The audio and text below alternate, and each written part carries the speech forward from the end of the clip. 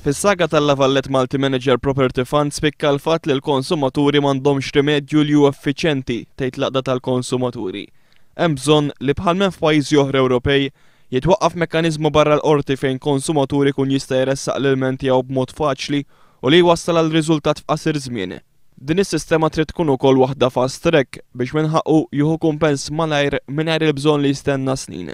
Din is-sitwazzjoni wriet ukoll bżonn li jkun hawn rimedju ta' azzjoni kollettiva li din tiġi introdotta mingħajr wisq dewmien. Aħna nħeġġu lill-Gvern biex jaġġel malaj kemm jista' jkun għax f'każi bħal dawn collective redress fejn xi ħadd jista' jirrappreżenta il-konsumaturi, il-grupp ta' konsumaturi u jmuru u biss il-qorti, allora hemmhekk naqqas ħafna l-ispejjeż u l-konsumaturi kun jista' jieħu wkoll kumpens iktar xieraq. L-MFSA għandha tissorvelja l-prodotti finanzjarji li qed jitpoġġew fis-suq u għandha l-obbligu li tippubblika dak li ssib biex il-konsumaturi jkunu informati tajjeb.